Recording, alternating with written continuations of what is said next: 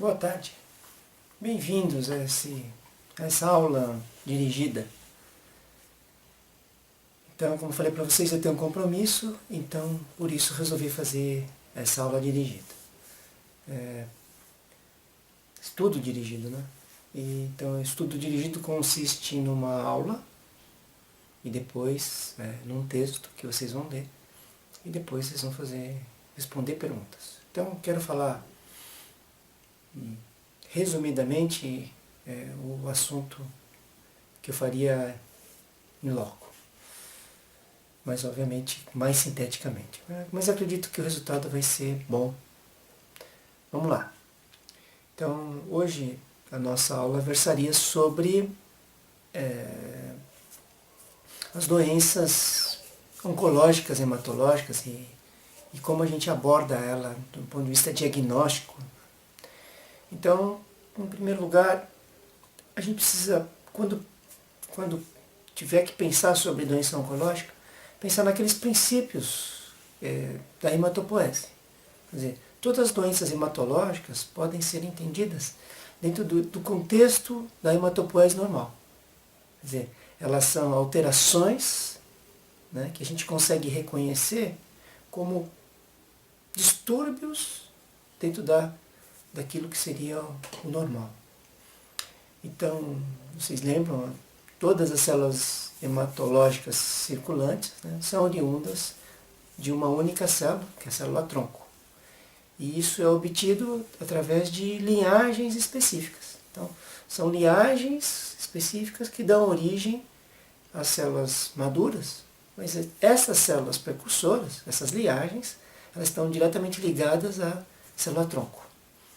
E a célula-tronco consegue isso por dois mecanismos principais. O primeiro mecanismo é o mecanismo de diferenciação. Então, uma célula-tronco se diferencia em outras células-tronco, que se diferenciam e acabam terminando, então, nas células progenitoras, quer dizer, aquelas células que dão origem às células maduras, né? Então, o aspecto da diferenciação. Quer dizer, a partir de uma mesma carga genética, as diversas células utilizam genes diferentes. Então, portanto, expressam proteínas diferentes, expressam membranas diferentes, né? E acabam, então, formando células diferentes. Tá? Então, a diferenciação é esse fenômeno que a gente observa. Né? É difícil explicar como é que tudo isso acontece, mas é um fenômeno que acontece, né? Onde dá origem às células progenitoras.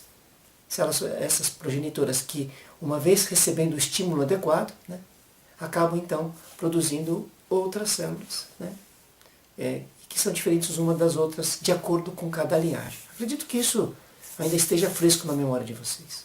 Bom, outro aspecto também importante é que de uma única célula você conseguir fazer bilhões de outras células, é óbvio que existe também, além da diferenciação, né, um fenômeno que é a proliferação celular.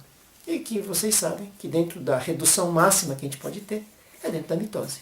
Quer dizer, uma célula vira duas. Então, isso tudo já foi posto, já colocamos alguns outros conceitos importantes. Então, eu vou partir da ideia de que uma célula-tronco consegue fazer todas as outras células a partir de uma organização, né, que basicamente produz células filhas, progenitoras, vamos dizer assim, quer dizer, são filhas, mas vão produzir filhos, né? E essas são as linhagens e elas conseguem fazer o número de células adequados através de um processo maturativo e também de um processo de diferenciação. Tá? Então, esse é o ponto número 1 para entender dentro da hematopoese como é que acontecem as doenças. Então, quer dizer, as neoplasias, elas se caracterizam por alguns pontos que diferenciam elas das células normais. Quer dizer, cânceres.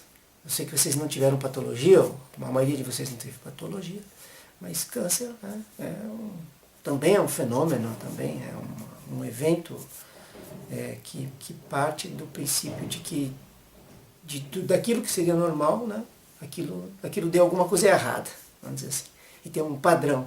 Né? Então, quer dizer, dentro do que deu errado, né, basicamente são mutações. Vocês sabem que praticamente a ideia de que câncer é oriundo de mutação. Nem sempre a mutação leva a câncer, mas Os cânceres são sempre secundários a mutações genéticas. Vocês sabem então que está no nível do DNA, a coisa, está no nível da programação genética. E elas estão realmente ligadas a uma proliferação acelerada. Né? Eu não digo tempo, quer dizer, nem sempre o tempo de uma célula tumoral é mais rápido que uma célula normal. Né? Aliás, é mais comum que a célula tumoral se divida mais lentamente. Esse é um conceito interessante. Né? Vocês vão ter isso na patologia. Mas a partir do momento que uma célula, um grupo de células, né, que sofrem mutação, começa a se proliferar, né, elas se proliferam de uma forma acelerada no sentido de que elas não obedecem à regulação. Quer dizer, em geral, a célula cancerosa ela tem um grau de autonomia muito grande. Né? Então, ela se replica sem a necessidade do corpo. Quer dizer, há uma autonomia. O segundo ponto importante dentro da proliferação oncológica do câncer é basicamente o fato de que o grau de diferenciação é variável. Pode até existir um grau avançado, quer dizer, ela consegue chegar a uma célula terminal, né, madura, ou não. Quer dizer, ela pode ter bloqueios maturativos. Então isso, a gente sabe que as neoplasias, né, que é o nome que a gente dá na patologia sobre os cânceres, né, as neoplasias elas podem ser bem diferenciadas ou pouco diferenciadas ou indiferenciadas. Né? Então esse aspecto é importante, quer dizer, as células cancerosas podem ter a cara parecida do tumor, né? As células podem ter a cara parecida da célula normal, ou podem não ter cara nenhuma, né? Quer dizer, uma célula indiferenciada. Então, esse é um ponto importante. Quer dizer, as células cancerosas, elas podem, uma coceira aqui. As células cancerosas, elas podem proliferar, e podem proliferar maturando ou não maturando, ou maturando pouco. Então, esse é um conceito fundamental. Quer dizer, tem uma autonomia, né? Tem um segundo interesse de estudo, que é o grau de diferenciação dessas células cancerosas, e tem um terceiro evento, que é muito importante, aliás, acredito que seja o mais importante, que é a perpetuação. Quer dizer, diferentemente das células sanguíneas normais, as células oncológicas, hematológicas, né?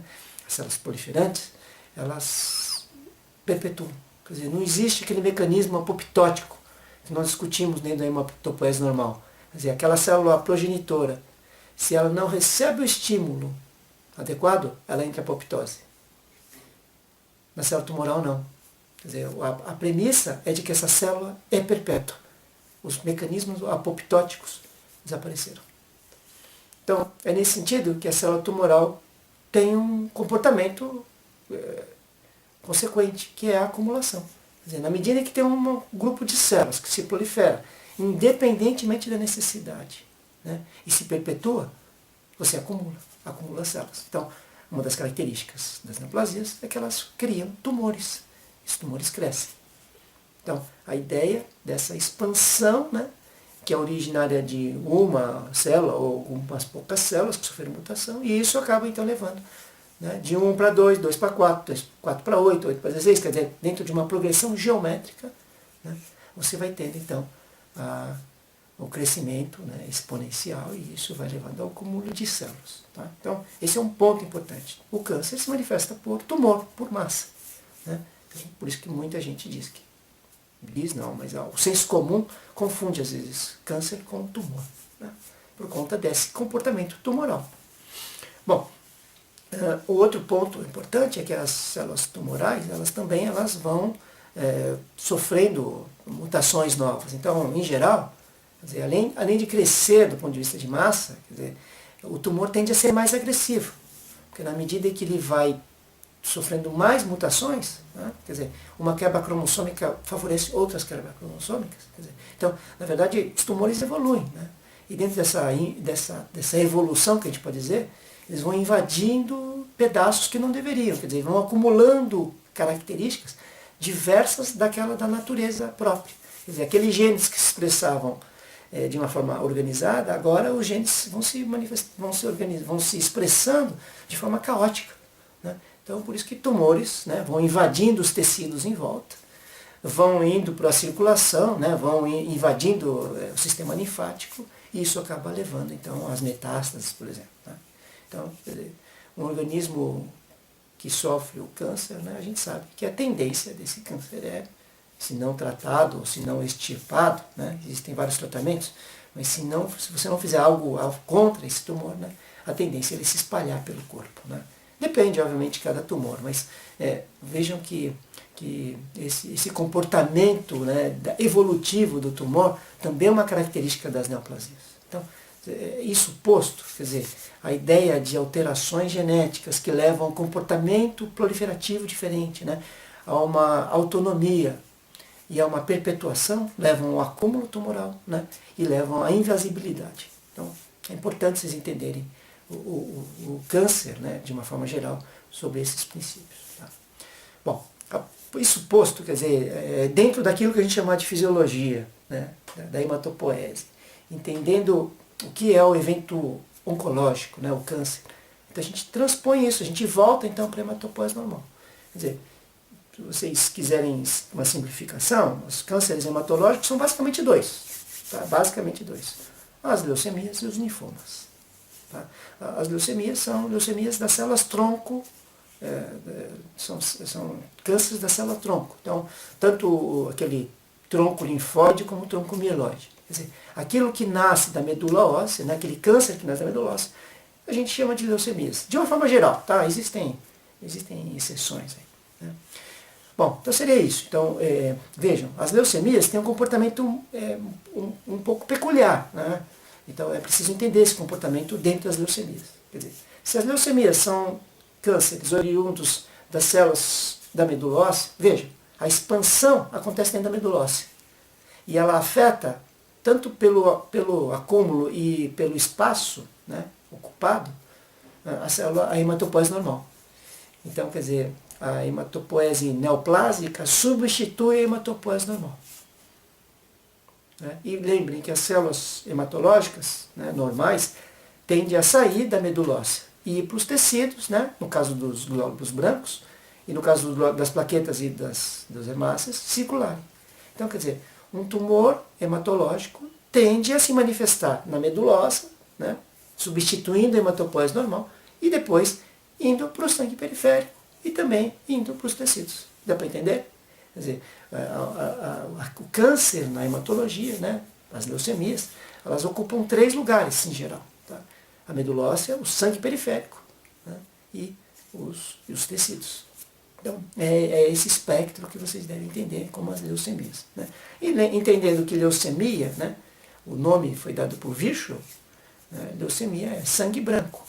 Então, sangue branco no sentido de que tem um monte de leucócitos. Tá? Então, tem leucocitose. É uma característica das leucemias ter leucocitose. Tá? Não né, existem vários tipos de leucemias, mas é importante vocês entenderem, então, que um dos aspectos clássicos da leucemia é exatamente o aumento dos glóbulos brancos. Então, por isso que a gente chama de câncer no sangue. Né? Aquela velha história, na verdade é uma história invertida, ela não é real, mas os glóbulos brancos comem os glóbulos vermelhos. Isso não existe, né, na leucemia. Então, o que existe é um tumor que invade a medula óssea e impede que os glóbulos vermelhos sejam produzidos. Certo? Mas a ideia aí, então, de que há uma diminuição dos glóbulos vermelhos e um aumento dos glóbulos brancos. Né? Então, o povo, né, as pessoas simples, entendem que os glóbulos brancos comem os glóbulos vermelhos. Bom, então, voltando então dentro da definição de leucemias, vocês sabem que as leucemias, então, elas são oriundas da medula óssea, né? Elas invadem o sangue e depois invadem os tecidos. Tá? Então, esse é um conceito fundamental. Quer dizer, tem 3 compartimentos envolvidos nas leucemias. Tá? Bom, e como eu disse para vocês, as leucemias, elas são neoplasias das células tronco hematológicas, né? Elas podem ser linfóides ou mieloides. Tá? Linfóides quando é o tronco mieloide, linfóide quando é do tronco linfóide, e mieloide quando é do tronco mieloide. Tá? Dentro das leucemias linfóides nós temos as agudas e as crônicas. E a mesma coisa dentro das doenças do tronco mieloide, mas a gente chama de doenças mieloproliferativas crônicas. Tá? Então, um detalhe importante. A gente pode ter tanto leucemias diferenciadas ou indiferenciadas, ou pouco diferenciadas. Mas no caso das leucemias linfóides, elas podem ser agudas ou crônicas. E no caso das leucemias mieloides, né, você tem as leucemias mieloides agudas, né, então não tem maturação, então são células jovens que saem do sangue periférico. E você tem as doenças mieloproliferativas crônicas. Tá? A leucemia mieloide crônica é uma das entidades das doenças mieloproliferativas crônicas. Então a gente tem a leucemia linfóide aguda, a leucemia linfóide crônica, a leucemia mieloide aguda, e temos as doenças mieloproliferativas crônicas, entre elas a leucemia mieloide crônica. Espero que tenha ficado claro para vocês. Tá? Bom, em todo caso vai ter um espaço para vocês colocarem as dúvidas e aí vocês escrevam para mim esse aspecto. Então existem as leucemias, né? Eu falei para vocês, então é importante entender as leucemias. Existem também os linfomas, você já deve ter ouvido falar, né? A doença que a Dilma teve, a doença que o Giannichini teve, eventualmente algum parente, algum vizinho, algum conhecido também teve linfoma. Né? Então são doenças muito comuns. Né? Entre as neoplasias nos idosos, as doenças linfoelativas elas são 10 a 15% das neoplasias. Então, certamente alguém já deve ter ouvido falar, ou talvez todos já tenham ouvido falar sobre linfomas. Tá? Os linfomas são um pouco diferentes das leucemias, não por conta do processo oncológico, mas porque o que está afetado, quer dizer, a célula original é uma célula linfóide, tá? Então linfócito B, linfócito T, né? Mas são, diferentemente das células na medula óssea, são células que estão nos tecidos linfóides periféricos. Então, por isso que os linfomas, né, se caracterizam basicamente por gânglios aumentados, por ínguas aumentadas. Né? Você já deve ter visto em filmes. Né?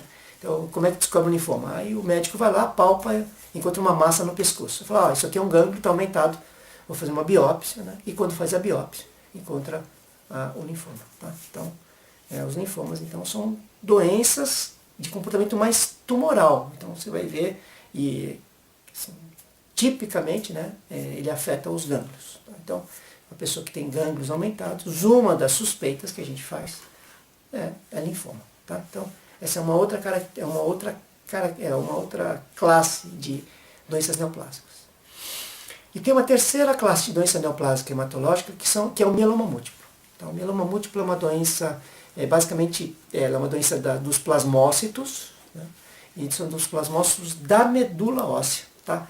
Então, apesar de ser célula do sistema imune e tal, mas o mieloma ele é diferente, porque ele não é linfoma, porque ele não está no sangue periférico, ele está na medula óssea. Então, ele parece com uma leucemia, mas ele não tem o comportamento da leucemia. Tá?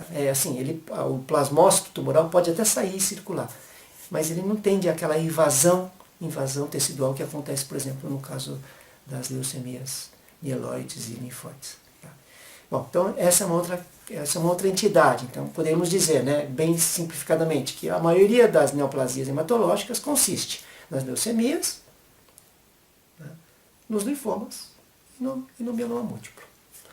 O que interessa especificamente aqui para o nosso diagnóstico, né, porque realmente a ideia não é, né, falei para vocês, a ideia não é dar toda a matéria, né, a ideia é introduzir vocês nesse conhecimento. Né. O material que eu vou dar para vocês, que vocês vão fazer o estudo dirigido, vocês vão ler, então é basicamente sobre as leucemias. Tá?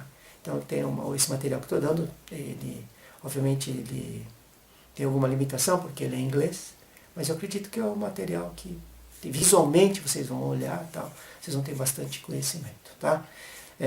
Também eu quero fazer só um pequeno resumo sobre isso.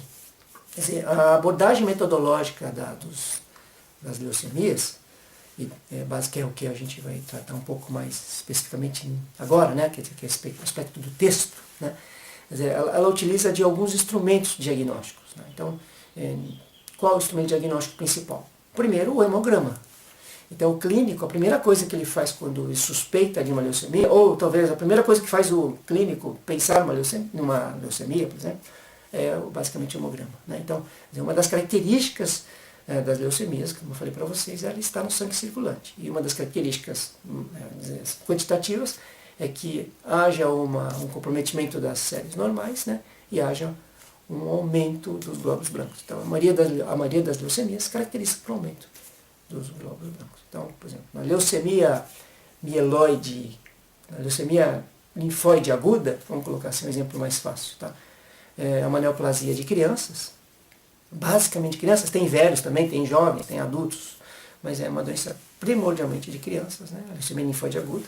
É uma doença curável, é uma característica importante.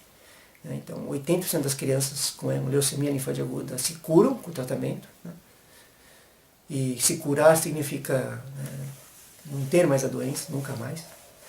E isso, né, isso pelo menos tem que esperar 5 anos para dizer isso. Né? Tá? Então, basicamente esse é o conceito de leucemia linfóide aguda, de cura.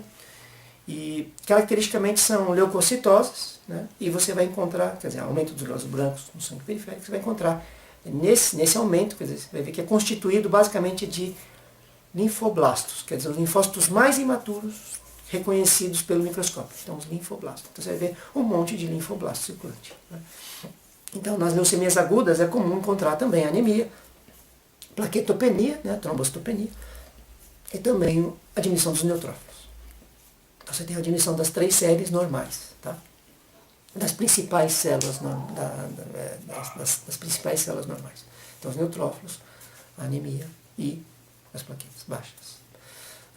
A leucemia linfóide crônica já é ao contrário da leucemia linfóide aguda. Né? Ela é predominantemente, ou praticamente, a gente pode até dizer praticamente uma doença de velhos. É raríssimo ter uma pessoa com leucemia linfóide crônica com menos de 30 anos de idade, por exemplo. Né? Crianças eu nunca ouvi falar, acho que nunca foi descrito. Então a leucemia linfóide crônica, ao contrário da leucemia linfóide aguda, é uma doença basicamente de pessoas mais velhas, geralmente acima dos 40 anos, e vai aumentando a prevalência com a idade. Tá? E a característica básica da leucemia linfóide crônica no hemograma é a presença de um aumento crônico, né, um aumento persistente dos linfócitos maduros. Quer dizer, a maturação está presente. Então, essa é uma característica, né, bem diferente da leucemia linfóide aguda. Quer dizer, a gente com o hemograma pode, sabendo inclusive a idade do paciente, pode estabelecer, pelo menos primariamente, né, um diagnóstico de leucemia linfóide aguda, um diagnóstico de leucemia linfóide crônica. Com relação ao setor mieloide, a gente tem a leucemia mieloide aguda. Né, então você vai ter, ao invés dos linfoblastos, os mieloblastos. Então você vai ter uma leucocitose, em geral, uma leucocitose, com mieloblastos. Tá? Então você vai ter essa característica e também, similarmente à leucemia linfóide aguda, você pode ter anemia, plaquetopenia e o neutrófilo maduro diminuído também. Tá? Então, muito parecido com a leucemia linfóide aguda, porém, a célula que você encontra não é o linfoblasto, mas sim o mieloblasto. Tá? E no caso da doença mielofiltrativa crônica é um pouco mais complexo, né? Então eu vou me omitir especificamente em falar sobre cada entidade, porque aí geralmente eu não abordo isso. Né? É uma questão de tempo mesmo. Né? E são 2 horas de aula, é mais ou menos esse tempo que esse estudo dirigido deve durar. Tá? Então por isso eu também vou parar um pouco aqui nas doenças mielofiltrativas crônicas. Também não vou citar linfoma nem mieloma. Tá? Então o estudo, além do sangue periférico, você pode fazer uma punção na medula óssea. Então a gente usa uma agulha, né, chega na medula óssea, aspira o líquido e faz lâminas de hemograma, como se fosse lâminas de hemograma. A gente chama isso de mielograma. Tá? E a gente analisa. No caso da leucemia, o que você vai encontrar? Basicamente, você vai encontrar células tumorais. Então, no caso da leucemia linfóide aguda, você vai ver os linfoblastos. No caso da leucemia mieloide aguda, você vai ver os mieloblastos. No caso da leucemia linfóide crônica, você vai encontrar os linfócitos maduros. Então, basicamente é isso. Você vai encontrar uma grande proporção dessas células, né, e uma diminuição acentuada ou praticamente a ausência daqueles elementos normais da medula óssea. Tá? Então, esse é um mielograma, é um exame citológico. Um outro exame que a gente pode fazer para o diagnóstico das leucemias é a biópsia de medula óssea. A biópsia é diferente do mielograma, porque você tira um pedaço do osso e analisa o osso através da histologia. Enquanto o mielograma é um exame citológico, a biópsia de medula óssea é um exame histológico. Tá? Então você vê a estrutura da medula óssea, você vê o osso, você vê a trabécula e lá você vê a hematopoésia. Obviamente, você vai ver a alteração nas leucemias, você vai ver basicamente uma monotonia de células. No caso da leucemia linfóide aguda, você vai ver uma monotonia de células linfoblásticas. Né? E no caso da biópsia de medula óssea na leucemia mieloide aguda, né, uma monotonia, quer dizer, só ou praticamente só mieloblastos. na leucemia linfóide crônica, né? O achado clássico seria, então, a presença de predominante desses linfócitos maduros. Então, mielograma e biópsia de medula, aparentemente são a mesma coisa, mas um é um exame citológico e outro é um exame histológico, certo? O mielograma quem avalia geralmente é o médico hematologista e quem avalia a biópsia medulosa é o médico patologista. Tá? Então, são essas, inclusive, as especialidades médicas que veem esses exames são diferentes. Além da análise citológica, vamos dizer assim, e histológica da medula, a gente pode ver também o exame citoquímico. Então, através de reações químicas, a gente pode ver no exame da medula óssea, né, do aspirado de medula óssea, a gente pode ver nessa citoquímica características que são linfóides, que são mieloides, né? Lembrando que, quando a gente fala de leucemia mieloide aguda, a gente está falando de várias entidades. Na verdade, não existe uma leucemia mieloide aguda. Não existe uma leucemia linfóide aguda. Não existe um tipo só de leucemia linfóide crônica. Existem vários subtipos. Tá? Então, esses vários subtipos a gente pode detectar, principalmente no caso da leucemia mieloide aguda, através da citoquímica.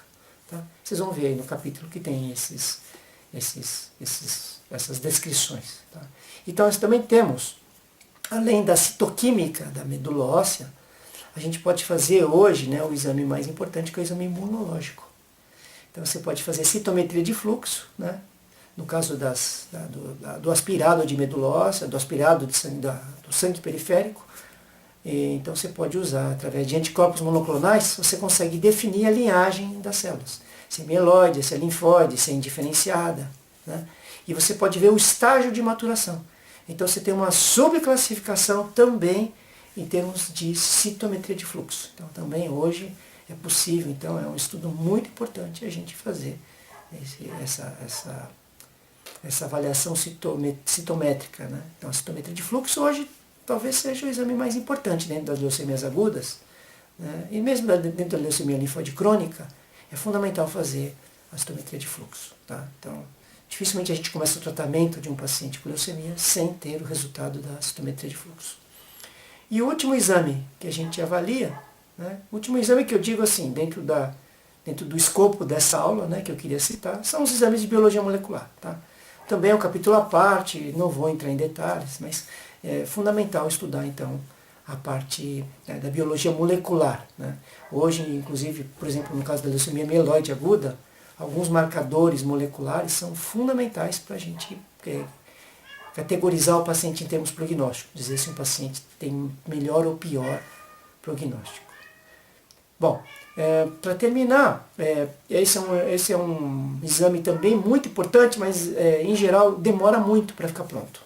Demora assim, o tempo que a gente precisa para começar o tratamento, esse exame não fica pronto, mas é um exame extremamente importante, inclusive para classificação, para prognóstico, que é a citogenética. Quer dizer, aquela citogenética antiga, que vocês sabem, que faz o cariótipo e tal. Então a gente pode usar isso nas leucemias, principalmente na leucemia mieloide aguda. Né? Na leucemia linfóide aguda existe um achado, que é o cromossomo Filadélfio na leucemia linfóide aguda. Também tem um caráter prognóstico muito importante. Né? Mas, em geral, a citogenética é mais importante na leucemia mieloide aguda. Tá? Bom, então é isso. Então são várias técnicas, a gente, né, não vai entrar em detalhes dessas técnicas, mas é importante vocês entenderem esse panorama geral, né, das doenças oncohematológicas, né, como a gente pensa nelas, né, como a gente pode estudar elas. Tá bom? Espero que tenha aproveitado. Vejam o material aí que eu deixei para vocês, tá bom? E respondam o questionário logo a seguir. Um grande abraço para vocês, espero que entendam que hoje foi de última hora, mas eu não poderia faltar à palestra. E é isso. Bom, a gente se encontra, manda e-mails para mim, o Vitor tem o meu celular, pode mandar mensagem para o WhatsApp, acho que, aliás, todos podem pegar meu celular se quiserem, tá? Estou sempre à disposição de vocês. Um grande abraço, é sempre um prazer estar com vocês. Mesmo estando longe hoje, eu me sinto também muito honrado.